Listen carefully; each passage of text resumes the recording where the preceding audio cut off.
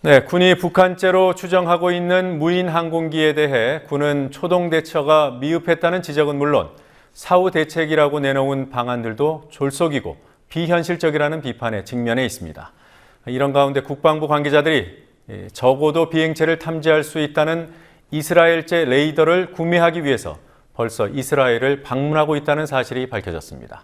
국방장관이 국회에 나와서 인정한 내용입니다. 취재 PD 연결합니다. 김진희 PD. 네, 김진입니다. 네, 군에 관한 얘기가 나와야 되는 오늘 상임위 자리였지만 여기서도 국정원 얘기가 나왔더군요. 무슨 얘기였습니까? 국정원이 수사를 통제했다는 의혹입니다. 초기 수사를 맡은 지역합동조사단이 결론을 내지 못하고 중앙합동조사단으로 문제를 넘긴 데 대해 조복은 합동참모본부 정보본부장은 국정원의 한 팀장이 이 결정을 내렸고 장관에게는 따로 보고하지 않았다고 답했습니다. 지역 합신해서 이것을 판정을 내리기 어려울 때 간사기관인 국정원 요원들이 이것은 우리 능력으로 안 되니 중앙합심으로 하자라고 결정하면 그 결론을 내리지 않고 바로 중앙합심으로 넘어가죠. 이게 지금 중앙합심으로 넘긴 게 아마 분단장이 결심한 겁니까? 아닙니다. 그럼 누가 했습니까? 오로지 그 간사기관인 국정원 그 팀장이 그 결정을 합니다.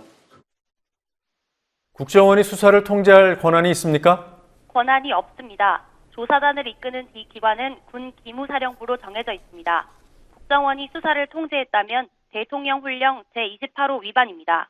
오전 회의에서 합참 정보본부장이 국정원이 조사단을 이끌었다고 밝혔고 김관진 장관도 시인했지만 오후에는 180도 말을 바꿨습니다.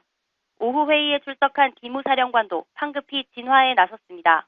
새정치민주연합의 진성준 의원은 국정원이 수사를 통제했다면 심각한 문제라고 지적했습니다.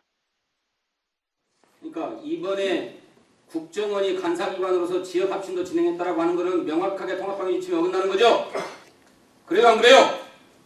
그래서 국정원 통제하에 있었기 때문에 국방부 또 군에는 정상적으로 보고가 안 됐던 것 아닙니까? 어떻게 된 거예요? 그것도 다시 한번 확인을 해보겠습니다.